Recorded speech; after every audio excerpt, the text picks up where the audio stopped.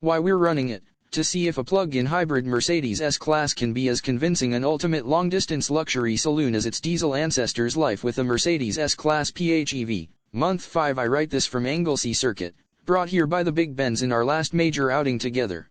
After 2 days on road and track for our yearly handling day event, I'll climb in it tired and ask it to take me home. And despite all the exotica awaiting me, I'm looking forward to that trip already, for there's no finer mass-made car in the world for that job. Mileage, 12,334. Back to the top. Ill-fated visit to Spa has our man thankful for the motoring equivalent of, well, a spa. October 12th. If there's one non-negotiable event in the Frankel calendar beyond Christmas, it's the Spa 6 Hours, the longest endurance race on the historic calendar. I've been doing it since 2004. Sharing for the past 11 years a 1964 Ford Falcon with my brother, his son, and an adopted Frankel called Chris Harris. It's an exhausting event, not least because we take the chance to play as hard as we work. We drive out on Wednesday, set up the car in practice on Thursday, qualify on Friday, race from 4 to 10 p.m. on Saturday and return on Sunday. This was a fitting final test for the S-Class before it returns to its maker. Its job wasn't just to carry me to Spa but also to act as tender wagon while there, because no one else had a car capable of carrying 5. So it spent days just ferrying people to and from the track, which for those on board was a near-ideal experience, but markedly less so for their luggage. The single biggest drawback of the hybrid system is that you lose a third of the boot capacity to the large drive battery. So once I've packed my race bag, helmet bag, overnight bag, and work bag, plus the couple of bags that are always there for the cables, there's precious little room for anything else. Otherwise, it performed perfectly. The race didn't go well, a cracked gearbox casing forcing retirement just before my stint. So I packed up and drove disconsolately back to the hotel and left the Benz in its private car park. Walking to my room, my phone pinged. It was the Mercedes Me app telling me the car had been involved in a collision. Rushing back, I found someone had tried to park next to it, badly misjudged, swiped a corner and rapidly legged it. Most of the visible damage will polish out, but the rear bumper has been slightly displaced and scratched, and I will be surprised if it doesn't need replacing. After not getting to race, this was injury to insult. At 4 the following morning, I woke up still more than a little put out. So I got up, drove more than 400 miles in filthy weather and was still home in Wales in time for a restorative lunch. On that day, in those conditions and in that mood, there was scarcely a car in the world in which I would rather have been or which could have done the job so well. I expect the next time I write about the Benz at length will be the last, before it's replaced by something smaller, lighter, cheaper, and Alpine-shaped. Has a plug-in hybrid S-Class made a convincing alternative to the diesel that most would hitherto have bought? I will let you know then. Love it. Restorative piece, not just quiet and comfy but also infinitely soothing on a long trip for tired, wrung-out drivers. Loath the boot capacity is very limited for such an enormous car, the price you pay for a battery big enough to do 70 miles on electricity alone. Mileage, 12,111. Back to the top. Charging speeds won't be a priority for most owners. October 5th. It's impressive that the S-Class can be charged at up to 60 kilowatts at motorway services, while other PHEVs make do with the 7 kilowatts you get from a domestic charger. But why bother? Would you not wait until you were home or just run it on petrol, which is no more expensive than motorway electricity? If eco concerns were a priority, you'd probably not be driving such a car to begin with. Mileage, 10,138. Life with a Mercedes S-Class PHEV. Month 4. Even the rear of the car is luxurious. September 21st. Someone once asked me if I preferred to drive or be driven, and I'm afraid I probably wasn't terribly charitable in my response. Well, with a long wheelbase S-Class outside, it's perhaps not such a dumb thing to ask, after all. Those heated and cooled rear chairs are as comfortable as they look, and the little tablet between them keeps the kids happy for hours. Mileage, 9,406. A true economical runabout. September 7th. When the Benz arrived with its 3.0-liter petrol engine, 500 bhp output, and 2-ton weight, it never occurred that one of the roles it might perform best is that of an economical runabout. But that's how it's turning out. By filling it up with cheap, overnight electricity and using it for local journeys, figures I would have imagined impossible are appearing on the trip computer. Mileage, 8,998 back to the top life with a Mercedes S-Class PHEV. Month 3 This beats flying first class for getting to Le Mans quickly and in supreme comfort. August 31st It's a peculiar quirk that the distance from my front door to the barrier that guards the entrance to the lower paddock at Le Mans is precisely 500 miles. To the 10th. I would leave on a Wednesday morning, drive there, spend the night, spend the following day working, then turn around and drive straight home again. 1,000 miles in 40 hours. Alone. If ever a job called for an S-Class, this surely was it. But there had been a problem. A couple of days earlier, a warning light had flashed up on the dash telling me in red letters to stop vehicle. Which I did. On further investigation, it claimed there was a problem with the 12V battery, so not the hybrid one but the normal one. Was late for a client meeting, it was dark and I figured that if I called the recovery people, my evening was over anyway, so I might as well plug on and hope it was just an electronic ghost in the machine. I got there and got home again without problem.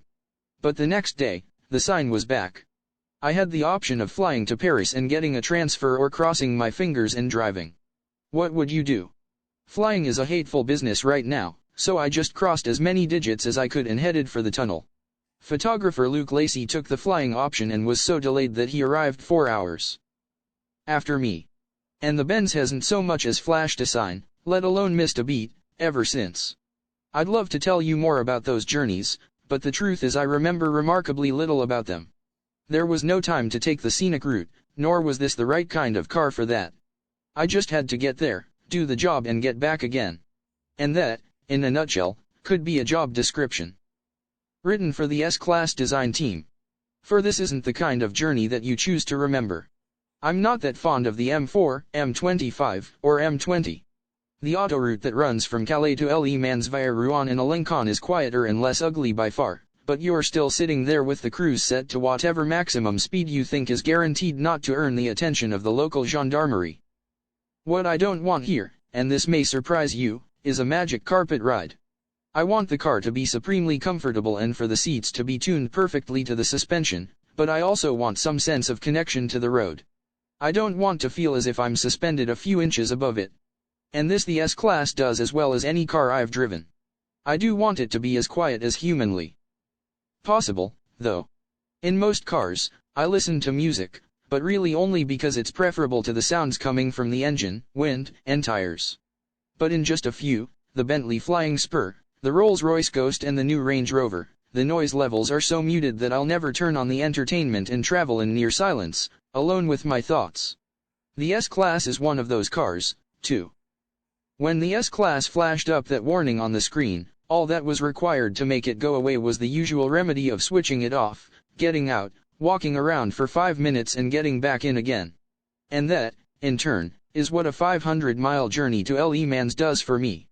A car that quiet and comfortable plus a trip undertaken in silence amounts to a Control-Alt-Delete for my brain. I arrive happier, sharper, and more creative than when I left, and somehow less tired too. This is precisely what an S-Class was put on this earth to do, and this one does it as well as any I've known. Love it. Frankel says relax, perfectly judged ride and refinement provides the ideal environment for a neurological reboot for the driver. Loathe it. False alarms. It's not alone in flagging problems when none exists, but it does speak of its staggering electronic complexity that it can fool itself into believing something is wrong.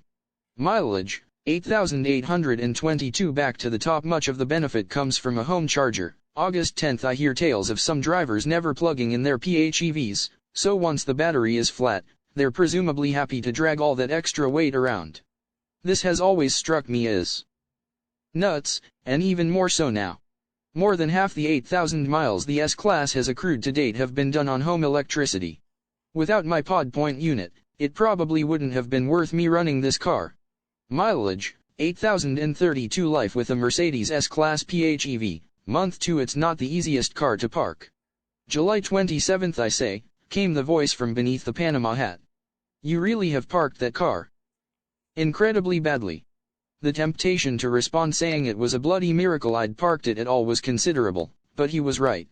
When I lived in London, I could park an aircraft carrier on a postage stamp. Now I struggle to park an S-Class in a city street.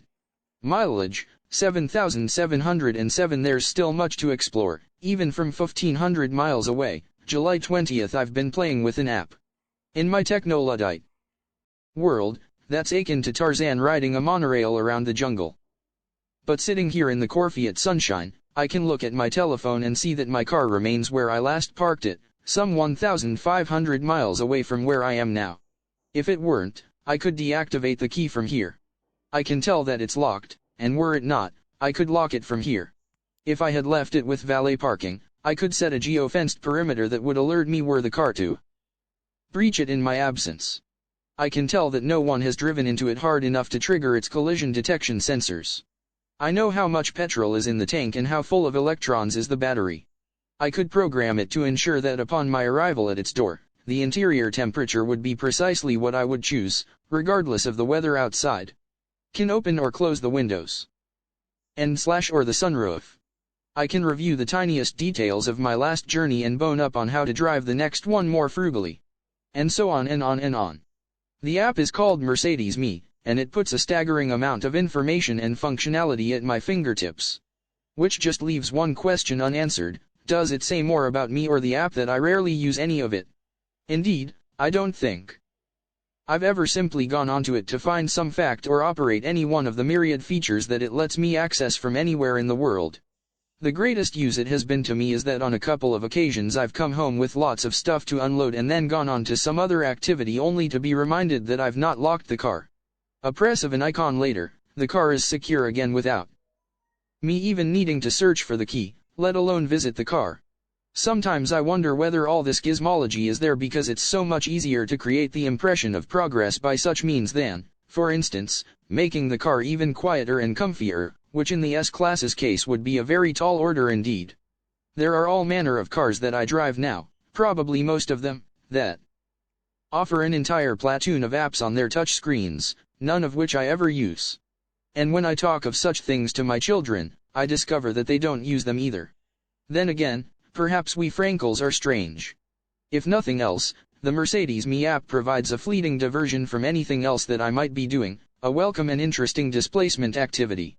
For that alone, it has its value. Love it. Computer world. Breathtaking levels of tech are at your disposal, none more evident than the world of possibilities provided by the Mercedes-Me app. Loathe it. Losing touch. I just can't get on with the haptic controls on the steering wheel. I was told that I would get used to them, but that was 4,000 miles ago and I still haven't.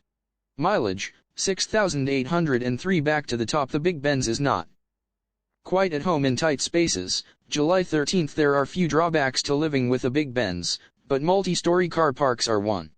My nemesis this time came in the Gatwick short-termer. People worry about threading wide cars around these places, but in fact long ones are worse, as one now badly curbed wheel attests. It was, of course, entirely my fault, and I'm furious with myself. Mileage, 5,998. Range Rover launch gives rise to impromptu comparison. July 6th. It did feel a little unfair to turn up at the recent launch of the all-new Range Rover in a Mercedes-Benz S-Class. It meant that my experience of Land Rover's crucial new flagship would be topped and tailed by journeys in what I have no doubt is the best mass-produced luxury car in the world.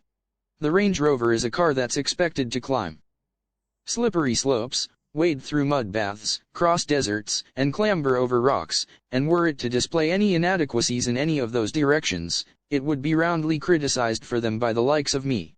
For there's that curious conundrum resulting from the requirement to build a car that absolutely has to be superlative off-road despite the fact that no one will ever take one off-road.